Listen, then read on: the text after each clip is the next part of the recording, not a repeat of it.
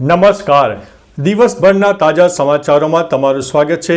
તમારી સાથે હું છું પિનલગીરી ગોસ્વામી. સમાચારો વિસ્તારથી જાણીએ એ પહેલા મહત્વના સમાચારો ઉપર એક નજર. નમસ્કાર મિત્રો, દેશ અને દુનિયાના તાજા સમાચારમાં તમારું સ્વાગત છે.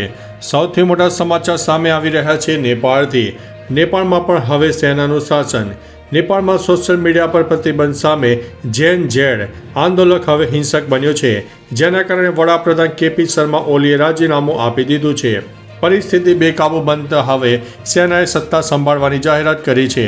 આર્મી ચીફ અશોક રાજ સિંગડેલે કહ્યું છે કે લૂંટફાટ અને હિંસા રોકવા માટે સેના રાત્રે 10 વાગ્યાથી તમામ સુરક્ષા તંત્ર પોતાના હાથમાં લેશે. ઓલી સરકારનું શાસન ખત્મ થતાં હવે નેપાળમાં સેનાની સરકાર બનશે. મિત્રો, અન્ય મહત્વના સમાચારની વાત કરીએ તો નેપાળમાં 17 વર્ષમાં 15 સરકારો પડી. નેપાળમાં સરકારના સોશિયલ મીડિયા પર પ્રતિબંધના કારણે થયેલા ઉગ્ર પ્રદર્શનો બાદ વડાપ્રધાન કેપી શર્મા ઓલીએ રાજીનામું આપ્યું છે. આ સાથે છેલ્લા 17 વર્ષમાં 15મી વખત છે જ્યારે નેપાળમાં સરકાર પડી છે. 2008થી અત્યાર સુધીમાં કોઈ પણ સરકાર પોતાનો કાર્યકાળ પૂરો કરી શકી નથી. દેશમાં વારંવાર સરકારો બદલાવાથી રાજકીય અસ્થિરતાનો માહોલ જોવા મળ્યો છે. અન્ય મહત્વના સમાચારની વાત કરીએ તો ટ્રમ્પે કહ્યું છે કે હું મિત્ર પીએમ મોદી સાથે વાતચીત કરીશ. ભારત પ્રત્યે ડોનાલ્ડ ટ્રમ્પનું વલણ હવે નમરું થતું જણાય છે. મંગળવારે ટ્રમ્પે કહ્યું હતું કે તેઓ આગામી અઠવાડિયામાં ભારત અને અમેરિકા વચ્ચે વેપાર કરાર માટે સારા મિત્ર પીએમ મોદી સાથે વાતચીત કરશે. હું ઉત્સુક છું. મને ખાતરી છે કે આપણે બંને મહાન દેશો માટે સફળ પરિણામ સુધી પહોંચવામાં કોઈ મુશ્કેલી નહીં પડે. ભારત અને અમેરિકા વચ્ચે અનેક રાઉન્ડની વાતચીત પણ હતી અને વેપાર કરાર થયો નથી. મિત્રો, અન્ય મહત્વના સમાચારની વાત કરીએ તો સુઈ ગામના 12 ગામનો વહીવટીતંત્ર દ્વારા સંપર્ક સ્થાપિત કરાયો. બનાસકાંઠા જિલ્લા કલેક્ટર મિહિર પટેલે વહીવટીતંત્ર સાથે સુઈ ગામમાં તાલુકામાં પૂરગ્રસ્ત વિસ્તારોનું નિરીક્ષણ કર્યું. ભરડવા, જલોયા સહિતના ગામોમાં 4 થી 8 ફૂટ પાણી ભરાયા. કલેક્ટરે 12 સંપર્ક વિહોણા ગામોને સ્થાયી કર્યા. લોકોને સાંત્વના આપી, જરૂરી સુવિધાઓની ખાતરી આપી. નડાબેટ 0 પોઈન્ટના રસ્તે તૂટેલા નાળાનું નિરીક્ષણ કર્યું અને અધિકારીઓને સૂચનો આપ્યા હતા. મિત્રો, અન્ય મહત્વના સમાચારની વાત કરીએ તો ભવનાથ તળેટીમાં કોંગ્રેસ શહેર જિલ્લા પ્રમુખોને તાલીમ આપશે. રાહુલ ગાંધીએ 2027ની ગુજરાત ચૂંટણીમાં ભાજપને હરાવવાની ચેલેન્જ આપી છે. કોંગ્રેસે ગુજરાતમાં સંગઠન સૃજન અભિયાન શરૂ કર્યું છે. અનેક જિલ્લા અને શહેરોમાં પ્રમુખો બદલીને પાર્ટીનું નવસર્જન કર્યું છે. નવનિયુક્ત પ્રમુખો માટે જૂનાગઢના ભવનાથ તળેટીના પ્રેરણાધામ આશ્રમમાં 10થી 19 સપ્ટેમ્બર સુધી પ્રશિક્ષણ શિબિરો યોજાશે. ખડગે શિબિરનો પ્રારંભ કરાવવાના હતા, જ્યારે રાહુલ ગાંધી એક દિવસ હાજરી આપે તેવી શક્યતા છે. અન્ય મહત્વના સમાચારની વાત કરીએ તો ધોરણ 9માં અભ્યાસ કરતી વિદ્યાર્થીની સાથે શિક્ષકે દુષ્કર્મ આચર્યું છે. પોરબંદરના કુતિયાણા તાલુકાના મંડેર ગામમાં શિક્ષણ જગતને શર્મસાર કરતી ઘટના સામે આવી છે. સરકારી શાળાના 40 વર્ષીય શિક્ષક ગોહેલ વિપુલે 13 વર્ષીય વિદ્યાર્થીની કે જે ધોરણ 9માં ભણે છે તેના ઉપર અનેક વખત દુષ્કર્મ આચર્યું છે. વિદ્યાર્થીનીએ પરિવારને જણાવતા મામલો ખુલ્યો છે. માધવપુર પોલીસે પોક્સો કલમ 64(2) અને IFM 351(3) અને 4.6.8 હેઠળ ગુનો નોંધીને તપાસ શરૂ કરી છે. આરોપી ફરાર છે અને પોલીસ તપાસ કરી રહી છે. મિત્રો, અન્ય મહત્વના સમાચારની વાત કરીએ તો હવામાન વિભાગની આગાહી પ્રમાણે ગુજરાતમાં વ્યાપક વરસાદની સંભાવના હમણાં નથી. ઉત્તર ગુજરાતમાં બનાસકાંઠા, પાટણ, મહેસાણા અને સાબરકાંઠામાં છૂટોછવાયો વરસાદ રહી શકે છે. મધ્ય ગુજરાતમાં ગાંધીનગર, અમદાવાદ, અરવલ્લી, ખેડા, આણંદમાં વરસાદની સામાન્ય અપેક્ષા છે. પંચમહાલ, દાહોદ, મહીસાગર અને વડોદરામાં પણ વરસાદ થઈ શકે છે. દક્ષિણ ગુજરાતમાં છોટાઉદેપુર, નર્મદા, ભરૂચ, સુરત, ડાંગ, તાપી, નવસારી અને વલસાડમાં પણ વરસાદની શક્યતા રહે છે. મિત્રો, અન્ય મહત્વના સમાચારની વાત કરીએ તો ટ્રમ્પના નિવેદન પર પીએમ મોદીની પ્રતિક્રિયા. ટ્રમ્પે કહ્યું છે કે તેઓ આવતા અઠવાડિયે પીએમ મોદી સાથે વ્યાપારિક વાટાઘાટો કરશે. આના પર પ્રતિક્રિયા આપતા પ્રધાનમંત્રી મોદીએ કહ્યું છે કે આ વાતચીત ભારત અમેરિકા ભાગીદારીને ઉજાગર કરશે. અમારી ટીમો શક્ય તેટલી વહેલી તકે ચર્ચાઓ પૂર્ણ કરવા માટે કામ કરી રહી છે.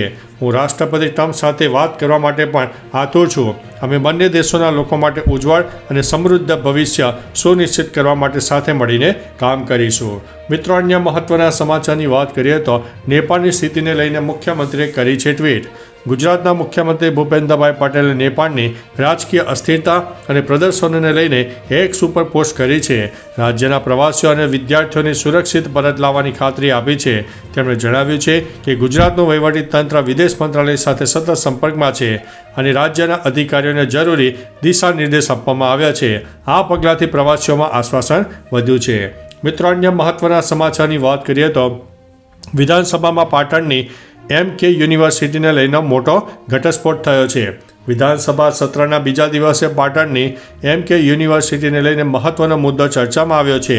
ધારાસભ્ય કિરીટ પટેલે સવાલ કર્યો છે કે યુનિવર્સિટીને ફાળવેલી જગ્યા સિવાય અન્ય સ્થળે ચાલે છે. સરકારે સ્વીકાર્યું છે કે હા, યુનિવર્સિટી ફાળવેલી જગ્યા સિવાય અન્ય જગ્યાએ કાર્યરત છે. આ જવાબથી યુનિવર્સિટીના સ્થળાંતર અને વહીવટી વ્યવસ્થા અંગે ચર્ચાઓ તેજ થઈ છે. મિત્રો, અન્ય મહત્વના સમાચારની વાત કરીએ તો એક જ સપ્તાહમાં કપાસિયા તેલના ભાવમાં 15 રૂપિયાનો વધારો. સુરેન્દ્રનગરમાં ખાદ્ય તેલના ભાવ વધારાથી લોકોનું બજેટ ખોરવાઈ રહ્યું છે. એક સપ્તાહમાં કપાસિયા તેલના ડબ્બાનો ભાવ 2330થી વધીને 2345 રૂપિયા થયો છે, જ્યારે સિંગ તેલ 2360થી 2390 રૂપિયા થયું છે. મહિને 24,000થી વધુ કપાસિયા ડબ્બા વેચાતા ભાવ વધારાથી 3.6 લાખનું ભારણ વધશે. સતત વરસાદ અને માલની ઓછી આવકને કારણે ભાવ વધ્યા છે, જેથી ઝાલાવાડના લોકો તેલની પસંદગીમાં મૂંઝવણમાં છે. મિત્રો, અન્ય મહત્વના સમાચારની વાત કરીએ તો નેપાળમાં ફસાયેલા લોકોને લઈને ઋષિકેશ પટેલનું મોટું નિવેદન. નેપાળમાં અત્યારે તોફાન ચાલી રહ્યું છે. દેશભરના પ્રવાસીઓ સહિત ગુજરાતના ઘણા લોકો ફસાયા છે. સરકારના પ્રવક્તા મંત્રી ઋષિકેશ પટેલે જણાવ્યું છે કે વહીવટીતંત્ર વિદેશ મંત્રાલય સાથે સંપર્કમાં છે. કેન્દ્ર પ્રવાસીઓને પરત લાવવા માટે પ્રયત્નશીલ છે. ભાવનગરના નારી ગામથી 43 શ્રદ્ધાળુઓ ફસાયા છે, જેઓ સુરક્ષિત છે. જીતુ વાઘાણી તેમની સાથે વાતચીત કરી રહ્યા છે. સુરક્ષિત રહેવાનું જણાવ્યું છે અને તંત્રએ ઝડપથી રાહતની કામગીરીની ખાતરી આપી છે. મિત્રો, અન્ય મહત્વના સમાચારની વાત કરીએ તો કુંવરબાઈના મામેરાની સહાય વધારવાની કોઈ વિચારણા છે? વિધાનસભામાં ચૈત્ર વસાવે મોંઘવારીને ધ્યાનમાં લઈને કુંવરબાઈના મામેરાની સહાય 12,000થી વધારવાની સરકારની યોજના અંગે સવાલ કર્યો. જવાબમાં કુંવરજી હળપતિએ જણાવ્યું કે જરૂર પડશે ત્યારે સહાય વધારાશે. આ પછી શંકર ચૌધરીએ હળવા અંદાજમાં નીતિન પટેલને યાદ કરીને કહ્યું કે નીતિનભાઈ હોત તો કહેત તમારા સમયે મામેરું જેવું કંઈ હતું જ નહીં. મિત્રો, અન્ય મહત્વના સમાચારની વાત કરીએ તો સીએમ બનાસકાંઠાને સહાય આપવા ઈચ્છે છે કે નહીં, તેઓ અમૃતજી ઠાકોરે જણાવ્યું છે. વિધાનસભામાં કોંગ્રેસના ધારાસભ્ય અમૃતજી ઠાકોરે વિધાનસભામાં પોઈન્ટ ઓફ ઓર્ડર ઉઠાવી બનાસકાંઠાની હાલતને લઈને હૃદય વિદારક વર્ણન કર્યું. તેમણે મુખ્યમંત્રીને પૂછ્યું કે કોઈ સહાય આપવા ઈચ્છો છો કે નહીં. અધ્યક્ષ શંકર ચૌધરીએ વારંવાર ટોકતા રહ્યા, પરંતુ ઠાકોરે તેમને બોલવું ચાલુ રાખ્યું, જેનાથી સભા તપાસની ભરાઈ ગઈ હતી.